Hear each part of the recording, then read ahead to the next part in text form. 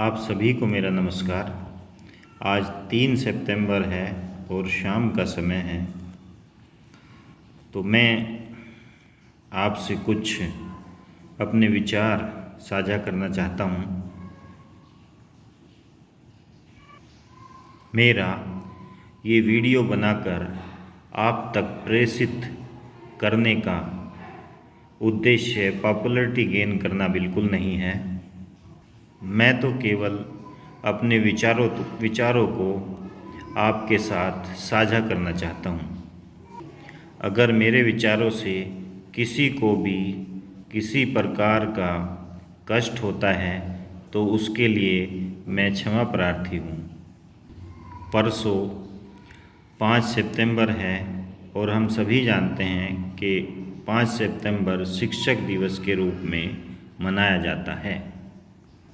तो आज मैं गुरु या शिक्षक के बारे में अपने विचार रखना चाह रहा हूँ। आपसे आशा है कि आप इस वीडियो को पूरी देखें। आप सभी जानते होंगे कि गुरु की जो महिमा ग्रंथों में बताई गई है वो इस दोहे से उजागर होती है कि गुरु गोविंद दियो खड़े काको लागो पाए, बलहारी गुरु आपने गोविंद दियो बताए। तो इसका अर्थ है कि अगर गुरु और शिक्षक दोनों एक साथ खड़े हों और आप उनके सामने आ जाएं, तो आपको पहले किसको नमस्कार करना चाहिए, भगवान को या गुरु को। तो इस दोहे में बताया गया है कि आप पहले गुरु को नमस्कार करेंगे, क्योंकि अगर भगवान नाराज़ हो गए तो कोई बात नहीं, गुरु आपको उन्हें मनाने का रास्ता बता ही देंगे।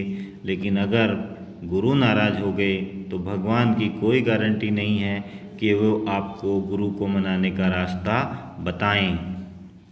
तो इस दोहे से गुरु को भगवान के ऊपर का दर्जा दिया गया है।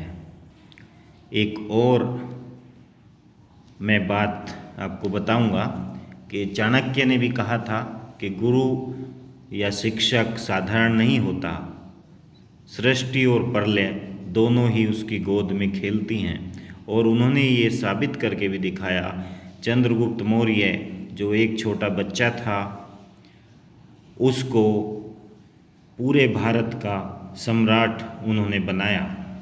पहले उस बच्चे की प्रतिभा को पहचाना, फिर उसको ट्रेंड किया, उसको शिक्षा दी और फिर इस लायक बनाया कि वह पूरे भारत पर राज्य कर सका और चंद्रगुप्त मौर्य के नाम से प्रसिद्ध हुआ। लेकिन बड़ा ही दुर्भाग्यपूर्ण है कि आज के समाज में गुरु की गरिमा के अनुसार उसको मान सम्मान नहीं मिलता है। जो पेरेंट्स हैं, जो अभिभावक हैं, माता पिता हैं, वो अपने बच्चे के लिए गुरु से आकर लड़ते हैं।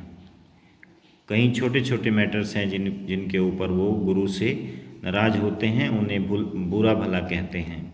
कहेंगे कि आपने हमारे बच्चों को कम मार्क्स दिए हैं, आपने हमारे बच्चों के साथ पार्शियलिटी की है, आपका व्यवहार हमारे बच्चे के प्रति सही नहीं है।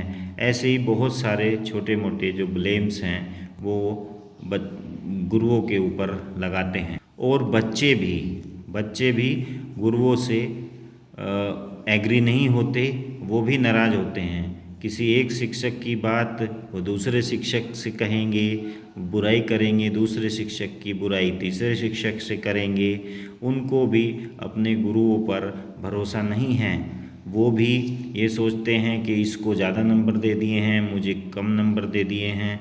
बस इसी चक्कर में पड़े रहते हैं और गुरुओं का मान सम्मान वो नहीं करते। ये बहुत ही बुरी स्थिति है। गुरु आज्ञा पालन को तो भूल ही जाइए। देखिए, जैसे क्लासरूम है, क्लासरूम में हम कोई होमवर्क किस बच्चों को देते हैं तो उनमें कुछ ही बच्चे होमवर्क करके लाते हैं। तो होमवर्क जब हमने दिया है, हमने ये कहा है कि भाई आपको ये काम जो है कल तक पूरा करके लाना है, तो एक तरह से हमने आज्ञा दे दी है अपने स्टूडेंट्स को। तो अब ये समझिए कि 60 स्टूडेंट्स की एक क्लास है या 70 स्टूडेंट्स की क्लास है, तो क्या उनमें से वो सभी बच्चे अपना काम पूरा करके लाएंगे? नहीं, पॉसिबल ही नहीं है। उनमें से 5 या 10 ही होंगे जो अपना, जो शिक्षक ने उनको ऑर्डर दिया था, आज्ञा दी थी और जो होमवर्क दिया था उसको कंप्लीट करके वो लाए होंगे। और बाकी जो बचे हुए हैं वो ऐसे ही आ गए हैं। फिर गुरु को क्या करना पड़ता है? उनको पनिशमेंट देना पड़ता है। पनिशमेंट के बाद भी नहीं लाते हैं कुछ बच्चे, तो वो कहाँ गुरु आज्ञा का पालन कर रहे हैं? तो गुरु आज्ञा का पालन नहीं कर रहे हैं। गुरु आज्ञा पालन का मैं एक किस्सा आपको सुनाता हूँ। ये मैंने एक किताब में पढ़ा था और नैतिक शिक्षा उस किताब का नाम था। तो जब मैं 5th क्लास में था तब मैंने ये चैप्टर पढ़ा था। उसमें क्या होता है, एक आश्रम है और आश्रम में कुछ विद्यार्थी हैं और एक उनके गुरु हैं। वो वहीं कुछ पशु रखते हैं और कुछ खेती बाड़ी भी करते हैं। पहले इसी तरह की शिक्षा पद्धति हमारे समाज में थी। तो हुआ क्या कि बारिश का मौसम था और जो ये धान होता है, धान की फसल को ज़्यादा पानी की ज़रूरत होती है। तो एक दिन शाम को बहुत तेज़ बारिश हुई। गुरु को लगा कि जो पानी है वो खेत में रुकना चाहिए, क्योंकि आगे बारिश पता नहीं कब होगी और पानी भूमिगत जल को बाहर निकालने का कोई बहुत अच्छा साधन उस वक्त नहीं था। और गुरु को पता था कि धान को लंबे समय के लिए पानी की आवश्यकता होगी। तो उन्होंने सोचा कि जो पानी खेत में भर गया है उस पानी को, वो पानी लंबे समय तक खेत में ही रुका रहे, बाहर ना जाए। इसके लिए उन्होंने एक विद्यार्थी को बुलाया और उसको कहा कि आप उस खेत में चले जाइए और वहाँ जो मेड़ बनी हुई हैं अगर उनको ऊंचा कर दीजिए और ये इंश्योर कीजिए, देखिए कि पानी खेत से बाहर ना निकले। जो पानी खेत में भर गया है वो खेत में ही भरा रहे, बाहर ना निकले। तो वह विद्यार्थी अपनी गुरु की आज्ञा मानता है और खेतों पर चला जाता है। वह देखता है कि एक जगह से जो खेत की मेड़ है वो टूट गई है और वहाँ से पानी बहुत तेज़ी से खेत के बाहर जा रहा है। वह उसे खूब रोकने की कोशिश करता है, मिट्टी लगाता है, फावड़े से मिट्टी उठाता है, मिट्टी लगाता है, हाथों का भी यूज़ करता है। जो भी वह कर सकता था वह करता है, लेकिन वह उस पानी को रोक नहीं पाता। तो अंत में गुरु की आज्ञा का पालन तो करना था। तो वह अब इस बात को मैं यहीं छोड़ देता हूँ। अब मैं वापस आता हूँ आश्रम में। तो जैसे ही आश्रम में आए, अब आश्रम में वापस आते हैं तो गुरु भी उसको आज्ञा देकर भूल गए और सुबह हो गई। जब सुबह की अटेंडेंस लगी तो एक बच्चा वहाँ पर कम है। तो गुरु को चिंता हुई। गुरु को याद आया कि मैंने तो उस बच्चे को रात, उस विद्यार्थी को रात एक आदेश दिया था कि खेत का जो पानी है वो खेत में ही रुके, और वह गया भी था, उसके बाद नहीं आया। वो सब गुरु और जो उसके अन्य शिष्य थे वो सब खेत पर जाते हैं और वहाँ देखते हैं तो जो मेड़ है, जो टूटी हुई मेड़ थी, वहाँ पर वो बच्चा खुद लेटा हुआ है। उसके गुरु ने उसे डांटा, उसे उठाया, उसे डांटा और उससे पूछा कि तुम यहाँ क्या कर रहे हो, यहाँ क्यों लेट रहे हो? बच्चे ने जवाब दिया कि गुरु, मैं तो आपकी आज्ञा का ही पालन कर रहा था। आपने बोला था कि खेत से पानी बाहर नहीं आना चाहिए और मैं इस पानी को खेत में नहीं रोक पा रहा था। अतः इस टूटी हुई मेड़ की जगह मैं खुद ही लेट गया ताकि पानी खेत में रुका रहे, खेत से बाहर पानी ना आ सके। तो ये होती है आज्ञा पालन। आप खुद भी देख लीजिए, जितने महापुरुष हुए हैं, जितने बड़े लोग हैं, वो उन सब ने अपने गुरु की आज्ञा को माना है और गुरु के कहे अनुसार उन्होंने सारे कार्य किए हैं। अर्जुन को लिए, अर्जुन को महान बनाने वाला या कर्ण को महान बनाने वाला शिक्षक ही था। अर्जुन को जो महान बनाया वो गुरु द्रोणाचार्य ने बनाया। कर्ण को जो महान बनाया वो उनके गुरु परशुराम जी ने बनाया। अगर गुरु द्रोणाचार्य जैसे गुरु और परशुराम जी जैसे गुरु कर्ण को या अर्जुन को ना मिले होते तो आज जितने महान वो बने हैं उतने महान शायद वो ना बन पाते।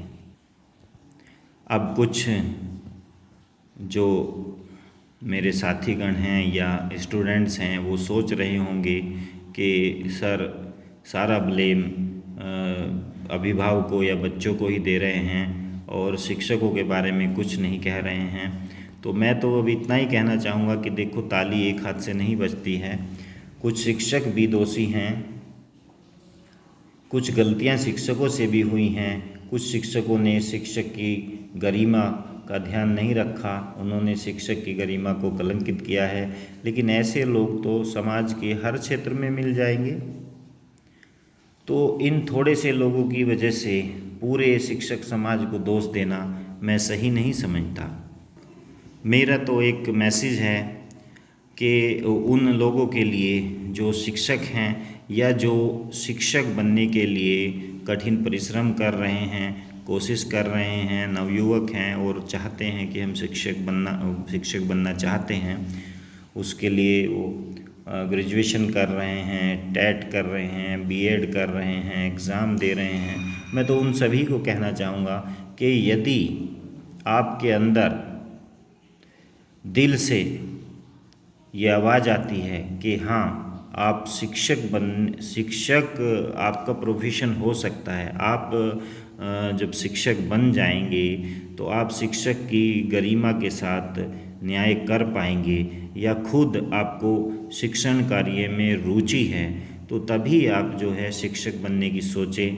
केवल नौकरी पाने के लिए शिक्षक ना बने, क्योंकि अगर आप केवल नौकरी पाने के लिए शिक्षक बनेंगे तो आप शिक्षक की जो गरिमा है उसके साथ न्याय नहीं कर पाएंगे। तो मैं तो यही रिक्वेस्ट करूँगा उन सभी नवयुवकों से जो शिक्षक बनना चाहते हैं कि अगर आपकी सही में रुचि शिक्षक बनने में है तो ही आप शिक्षक बनने का फॉर्म भरें और उसके लिए कठिन परिश्रम करें। अन्यथा आप ये पहचानें कि कौन सा क्षेत्र है जिसमें आपकी रुचि है।